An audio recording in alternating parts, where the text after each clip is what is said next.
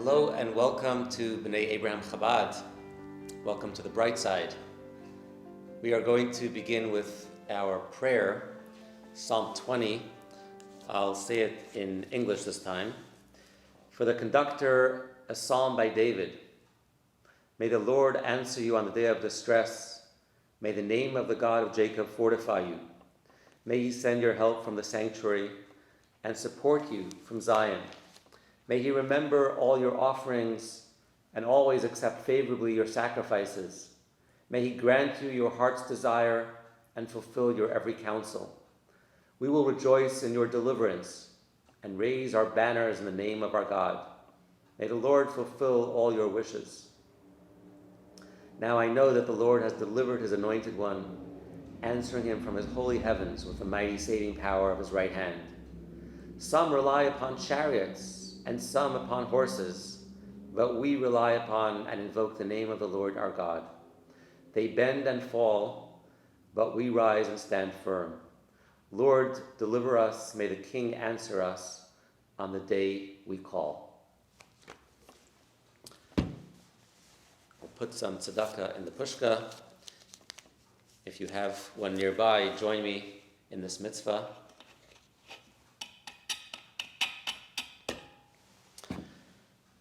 And for today's story,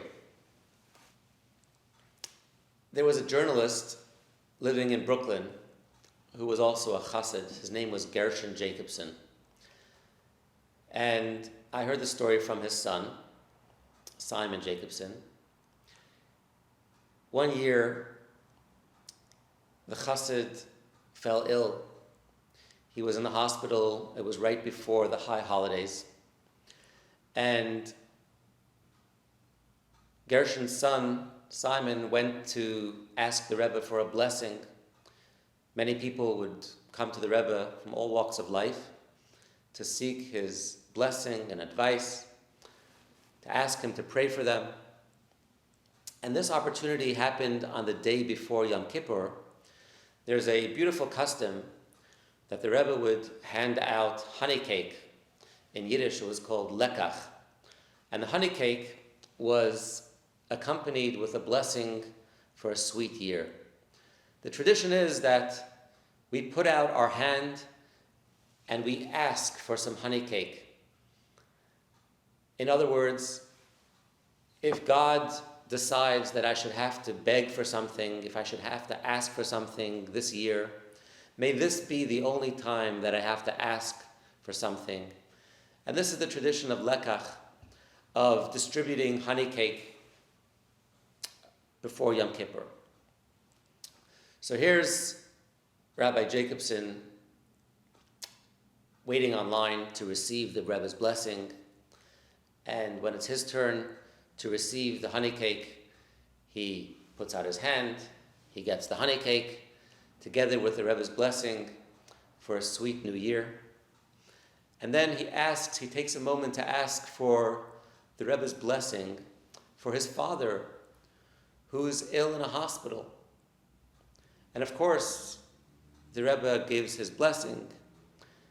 May your father have a speedy recovery, and may God bless him with a sweet and healthy new year. But then, the Rebbe adds something, which was very unusual. Normally, the Rebbe would just give a blessing. People would say, Amen. They would pray to God and wait for good news. But in this case, the Rebbe added something very, very unique. The Rebbe said as follows: tell your father that when he finishes the mission for which God sent him to the hospital, he'll be able to go home. Surprised, Simon goes to the hospital, tells his father the message from the Rebbe, and all of a sudden there was a shift in his father's mindset. He realized that I have an opportunity here. I'm here in the hospital, meeting people that I never met before, and he started having conversations with the doctors, with the nurses, talking about spiritual matters, engaging them in all kinds of interesting conversations. The day after Yom Kippur, the Rebbe sent his personal secretary to visit Gershon in the hospital. So this was 2 days later. And the first thing he said was, the Rebbe wants to know, have you completed your mission here yet?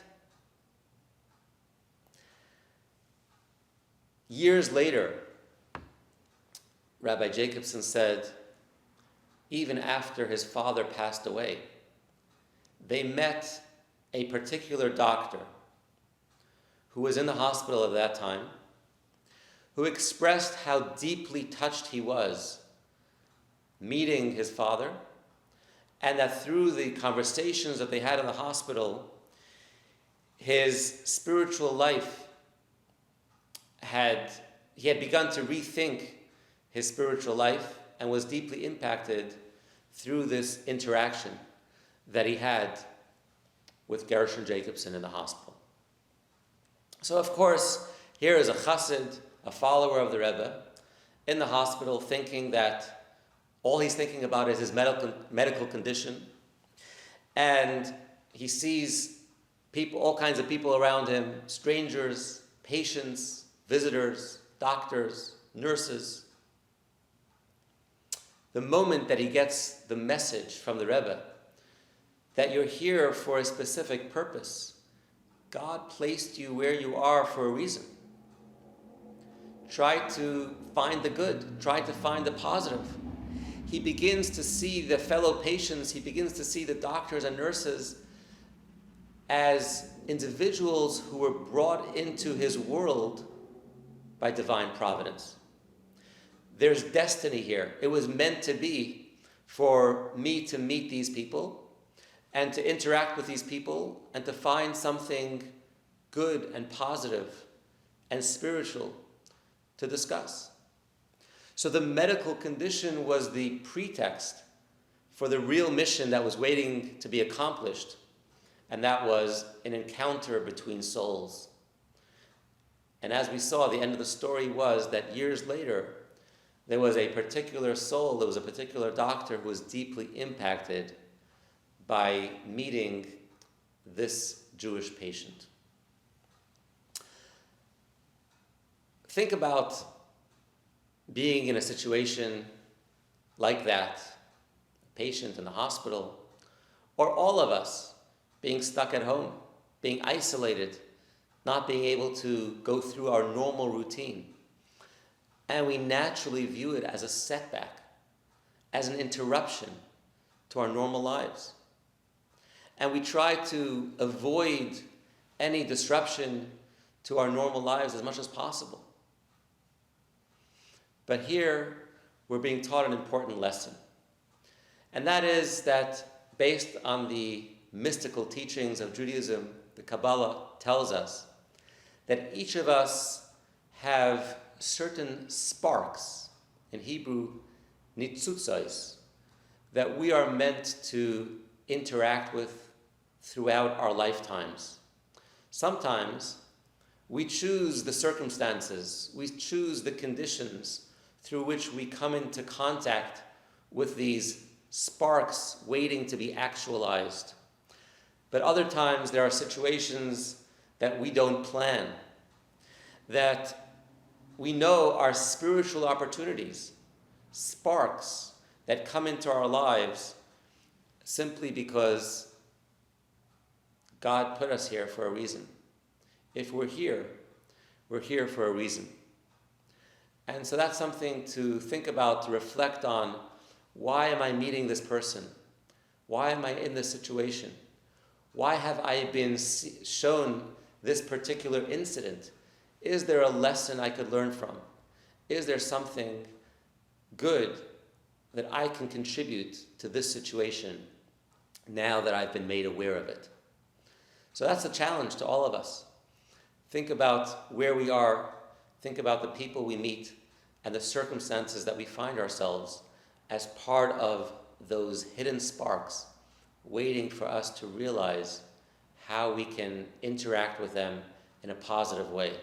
Our guest today is Dr. Alan Barr, who is a clinical professor of surgery at Penn Medicine and specializes in gastrointestinal surgery. Join me as we have a conversation focusing on the bright side. Thank you for joining us on the bright side, and please tell us a little bit about your work as a doctor. Okay, well, it started a long time ago. I did my training at Pennsylvania Hospital and 2 years in the Army from 72 to 74, and I've been back at Pennsylvania Hospital for the rest of my career. Initially in private practice, and then we became employed early around 2004. So I've had both sides of the spectrum as an employed physician and a private practitioner. Recently I've cut back a little bit on my practice to about half-time, and have been involved in numerous projects in the hospital, both for patient safety, patient care, and materials management. And I see you're a Sixers fan. All Philly, all the way. Great, great. So one of the things that we've been discussing lately is the power of positive thinking.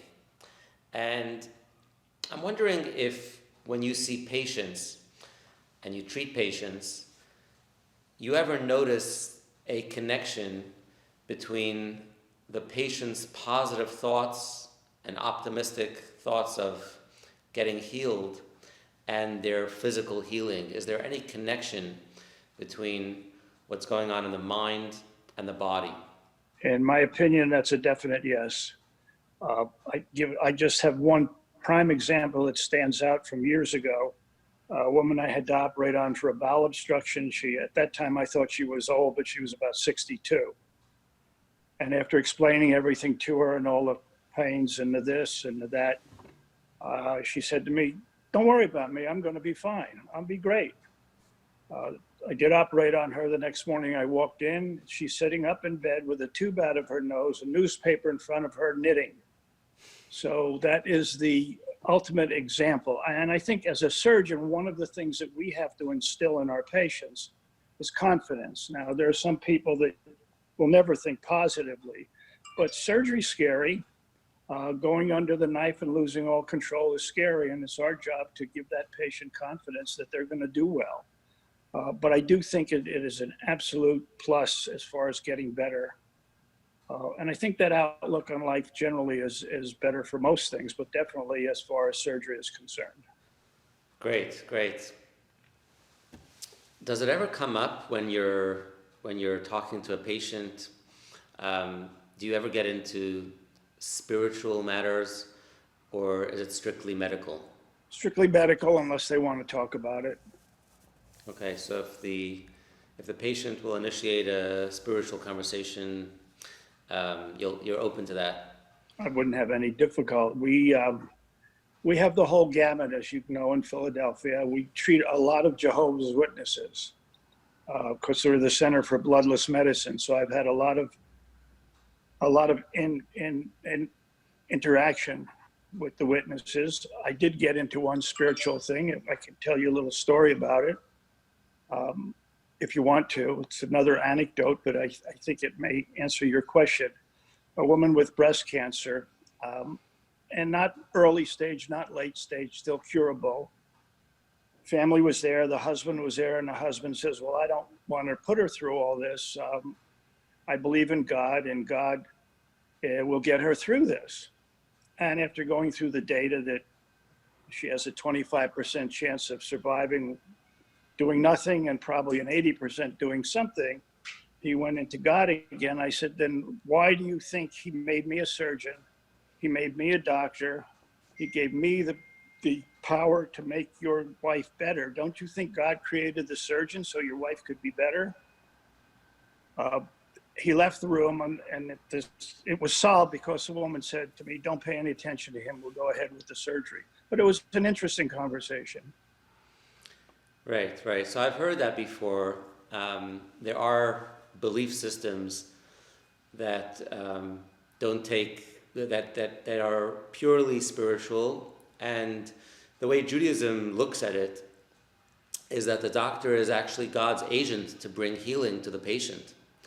And that's exactly what you said, that we're here empowered by God to bring you healing.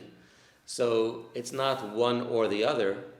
By coming to the doctor, you are actually still believing in God as the healer of all flesh. I'm not going to argue with that one. True. Okay, so let's talk about the pandemic and how it's impacted your work as a surgeon. For most part, the surgeon's work has stopped. As soon as we went into shutdown, there was no more elective surgery. I don't take call anymore, so I did one semi-emergency case early on. Patient was bleeding, and I took care of that. But for the most part, the surgeons have done nothing that wasn't emergent or urgent. It's an interesting situation. As one of my medical friends told me, he said, most disasters, the surgeons are at the forefront. This is one time where the medical people are doing all the work and the surgeons have to stay in the background. Now, when we didn't know how busy would be, the surgeons were going to be deployed in different areas, but not as far as surgery is concerned. So as a surgeon, most of us have done very little or almost nothing during this shutdown. So you've had a lot of time for personal reflection. I've had a lot of time to keep my mind busy and try not to be depressed with the whole thing. But yes, no question about it. What does it mean for my family? What does it mean for me? What am I going back to? Sure, there's an awful, I think, and I don't think I'm different from anybody else. The anxiety level is well up there in the top percentile for everybody. Right, and this is something that we're all going through together and trying to support each other in whichever field we may be.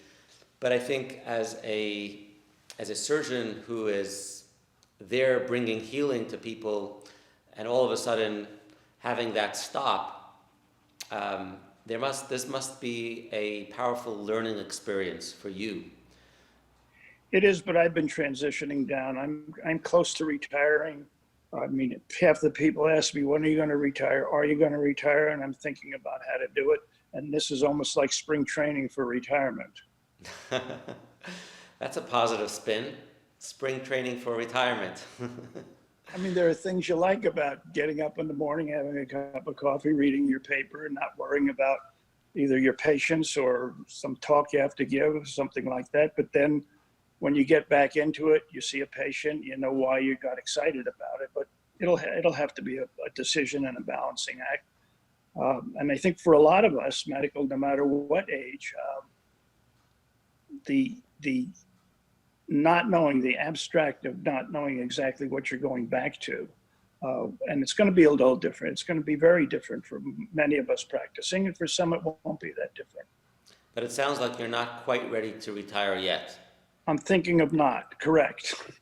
Well, that's a good thing. As long as God gives you the skills and ability to heal, to bring healing to people, that's a blessing.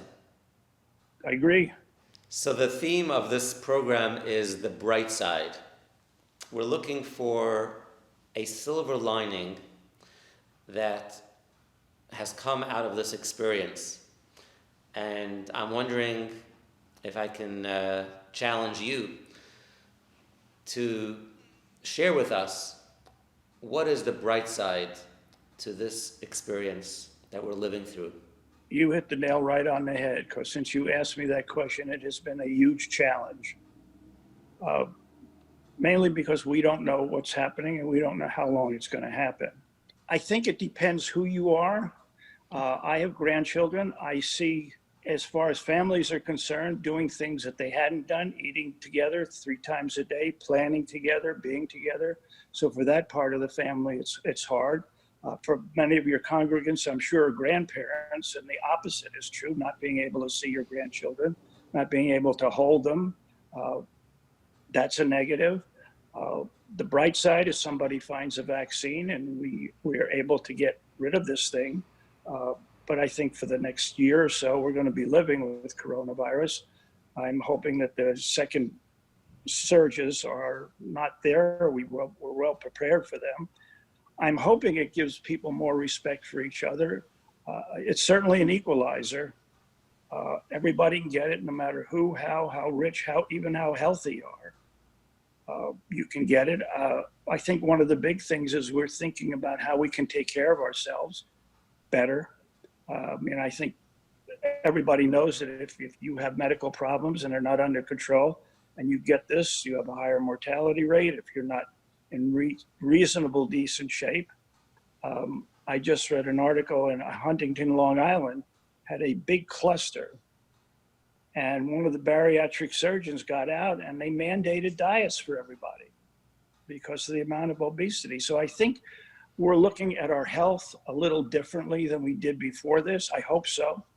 I hope people with diabetes don't take it for granted that they could do what they want to. So in that respect, that might be. I hope we have more respect for each other. We're all in the same boat. And I think maybe we can come together.